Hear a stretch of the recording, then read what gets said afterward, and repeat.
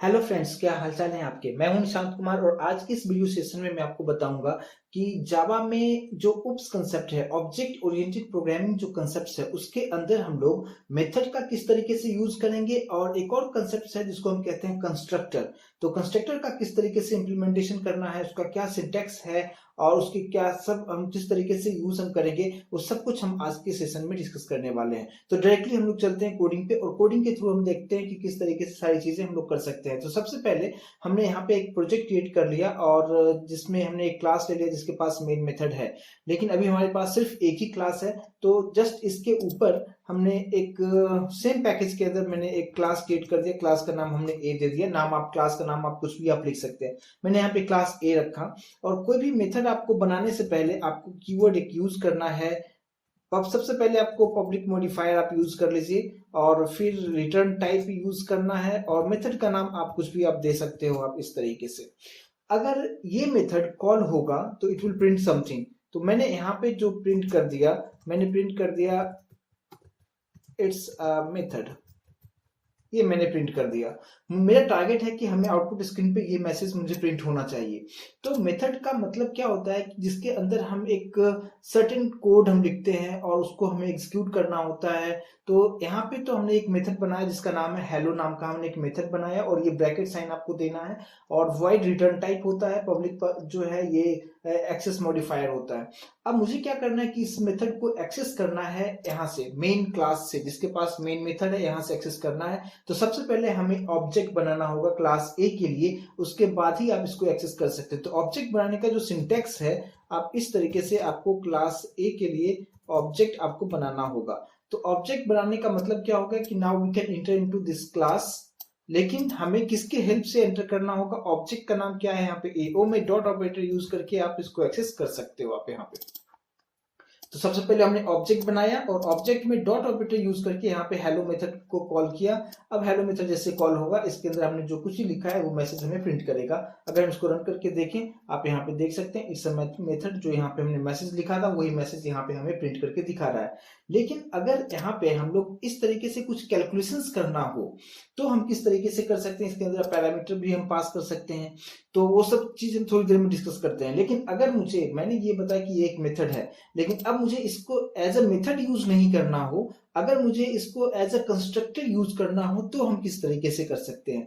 Means इसमें हमें सिर्फ चेंजेस क्या करना होगा कि जो भी हमने ये वॉइड हेलो जो हमने लिखा था, इसको मैं रिप्लेस कर रहा हूं विद क्लास नेम। तो क्लास का नाम जो भी है वही मैंने यहाँ पे भी नाम दे दिया। मतलब क्या कि कंस्ट्रक्टर को अगर हमें डिफाइन करना होगा तो हम कैसे डिफाइन कर सकते हैं कि कंस्ट्रक्टर नेम इज मींस पहले जो हमने यहाँ पे यूज किया था वो मेथड था, लेकिन यहाँ पे मैंने अभी इसको क्या बता रहा हूँ इस सेट ऑफ ब्लॉक को कि ये जो हो गया ये कंस्ट्रक्टर हो गया। तो कंस्ट्रक्टर को डिफाइन कैसे करेंगे कि constructor name is same as class name.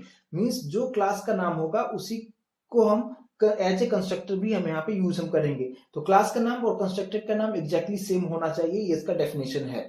दूसरी बात, इसमें रिटर्न टाइप नहीं होना चाहिए। जैसे पहले हमने यहाँ पे जो यूज किया हुआ था, हमने क्या लिखा था? हेलो और यहाँ पे वाइड लिखा था जिसको हमने रिटर्न टाइप कहा था। तो रिटर्न टाइप भी हमें यहाँ पे यूज नहीं करना है। यहाँ पे सिर्फ हमें पब्लिक मॉडिफायर आपको यूज करना है और यहाँ पे क्लास का नाम आपको दे देना है।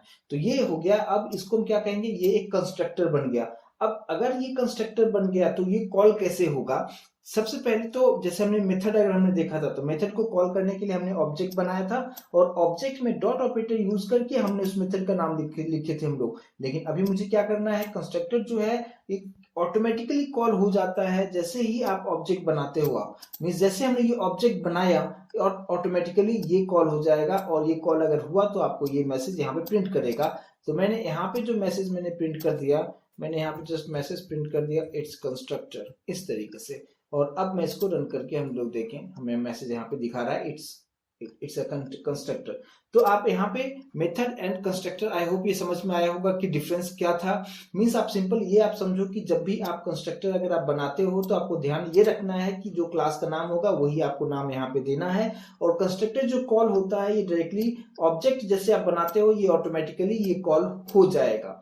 लेकिन अगर ये मेथड है, अगर जैसे इससे पहले वाले केस में हमने देखा था कि अगर हमने मेथड हमने बनाया था तो मेथड को कॉल करने के लिए आपको ऑब्जेक्ट बनाने के बाद ऑब्जेक्ट में डॉट ऑपरेटर यूज करके फिर उस मेथड को कॉल करना होता है, लेकिन कंस्ट्रक्टर में ऐसी बात नहीं है। आप डायरेक्टली आप ऑब्जेक्ट बनाएंगे, ऑटोमेटिकली ये कॉल हो जाता है। दूसरी बात, अगर हमें इसमें कुछ पैरामीटर पास करना हो तो ये जो कंस्ट्रक्टर मैंने बनाया ये पैरामीटराइज कंस्ट्रक्टर नहीं है, क्योंकि यहाँ पे पैरामीटर आप देखेंगे यहाँ पे कुछ भी पैरामीटर हमने नहीं रखा है, तो ये नॉन पैरामीटराइज कंस्ट्रक्टर है। अगर मुझे पैरामीटर पास करना हो तो आप इस तरीके से आप कर सकते हैं। जैसे मैंने यहाँ पे दो पैरामीटर पास कर दिया, मैंने यहाँ पे एक वेरिएबल जेड लिया, जेड में दोनों का एक्स और वाई जो दो वेरिएबल लिया था दोनों का एडिशन करके जेड में स्टोर कर दिया, और मैंने यहाँ पे मैसेज प्रिंट कर दिया कि सम एज प्लस जेड, इस तरीके से।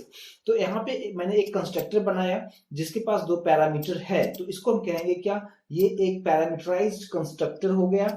अब मुझे इसे कॉल करना है, तो कॉल करने के लिए मैंने आपको क्या बताया कि जस्ट आपको ऑब्जेक्ट क्रिएट करना है। आप जैसे ये ऑब्जेक्ट बनाएंगे ऑटोमेटिकली ये कंस्ट्रक्टर कॉल हो जाएगा। लेकिन अभी आपको यहाँ पे एक चीज का ध्यान ये देना है कि अगर यहाँ पे कंस्ट्रक्टर के पास दो पैरामीटर है तो आपको यहाँ से दो आर्गुमेंट्स पास करना होगा, और यहाँ पे इंटीजर में है इसलिए मैंने इंटीजर में ही पास किया है यहाँ पे। तो यहाँ पे जो 10 है ये असाइन होगा इस x को, और ये जो 20 है ये असाइन हो जाएगा y को, और इसके अंदर में जो भी कैलकुलेशन है वो परफॉर्म करेगा और हमें आंसर मिल जाना चाहिए। अगर हम इसको रन करके देखें तो यहाँ पे आप देख सकते हैं सम इज 30 हमें इस तरीके से दिखा रहा है। तो यहाँ पे इस तरीके से कंस्ट्रक्टर हम बना सकते हैं। तो कंस्ट्रक्टर का मतलब सिंपली आप ये समझिए कि constructor name is same as class name but without any return type. मतलब यहाँ पे जो है आप कोई भी वॉइड या यहाँ पे कोई भी इंटीजर आप इस तरीके से आप नहीं लिख सकते। यहाँ पे आप देख सकते हैं जैसे मैंने लिखा है यहाँ पे एरर भी हमें दिखा रहा है, तो ये चीज हमें नहीं लिखना है। डायरेक्टली आपको यहाँ पे एक्सेस मॉडिफायर लिखना है और जस्ट क्लास का आपको नाम लिखना है।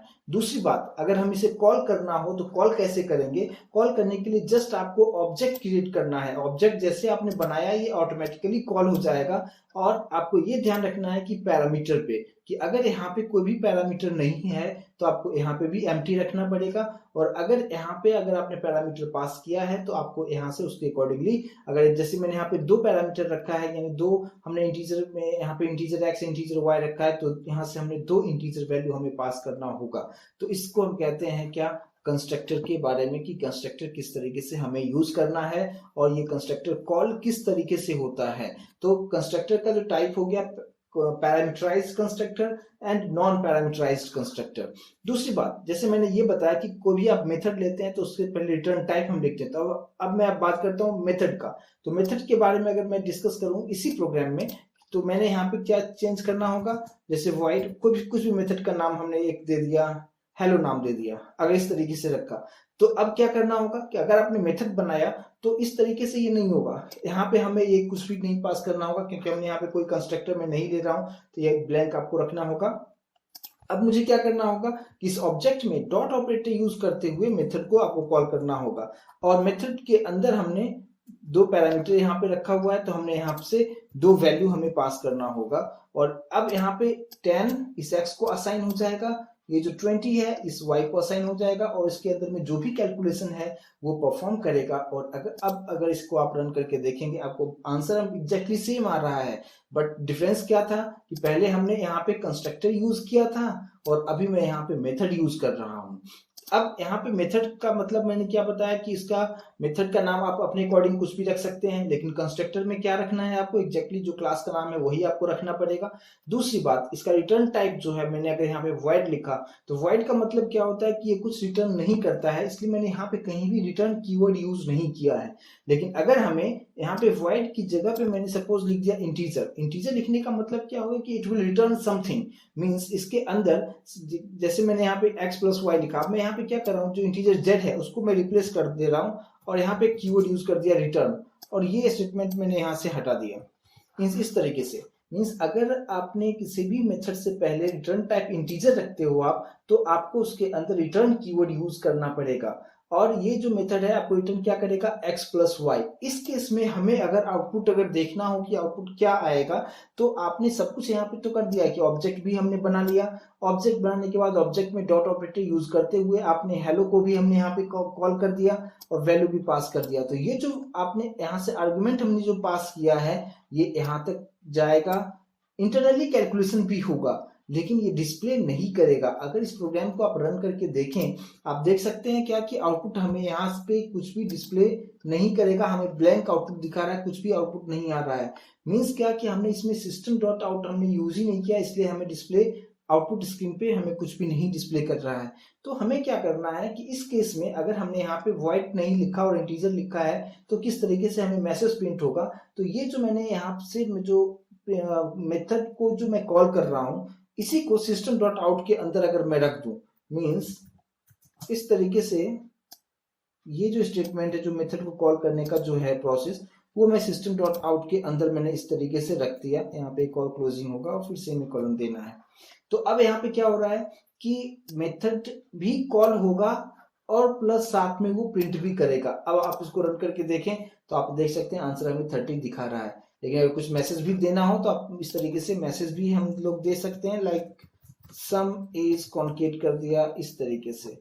तो अब इसको आप रन करके देखेंगे तो आप देख सकते हैं सम इज 30 हमें दिखा रहा है। तो ये होता है किसी भी मेथड का रिटर्न टाइप। तो ये एक और क्वेश्चन यहाँ पे ये आ सकता है कि हम कैसे डिसाइड करेंगे कि यहाँ पे इंटीजर ही होगा या फ्लोट होगा या डबल होगा। मींस जो भी हमारे पास जो डेटा टाइप है, जो इंटीजर है, फ्लोट है, डबल है, कैरेक्टर स्ट्रिंग है, तो ये सभी जो डेटा टाइप आप यहाँ पे लिख सकते हैं आप, लेकिन वो डिपेंड करेगा कि यहाँ पे कौन से टाइप की वैल्यू है। मींस अगर ये दोनों इंटीजर में है तो ऑब्वियसली दोनों का जो कैलकुलेशन होगा ये इंटीजर में ही रिटर्न करेगा। तो उसके अकॉर्डिंगली आपको यहाँ पे डिसाइड करना पड़ेगा कि इसका रिटर्न टाइप क्या होगा। मींस अगर ये फ्लोट में होगा तो ऑब्वियसली यहाँ पे रिटर्न टाइप फ्लोट होगा। अगर ये डबल में है तो आपको यहाँ पे डबल रखना पड़ेगा रिटर्न टाइप। और अगर यहाँ पे अगर हमने कुछ भी रिटर्न यूज नहीं करना है तो आपको डायरेक्टली वॉइड यूज करना है। तो इसलिए हम क्या कहते हैं कि अगर वॉइड है means it doesn't return any value, उसमें हम रिटर्न कीवर्ड यूज नहीं करेंगे। और अगर यहाँ पे कोई भी डेटा टाइप है, जैसे इंटीजर है, फ्लोट है, डबल है लिखा हुआ, तो उसके अकॉर्डिंगली हमें रिटर्न कीवर्ड लिखना पड़ेगा। और प्रिंट करने के लिए हम इस तरीके से यहाँ पे यूज हम कर सकते हैं। मींस डायरेक्ट जो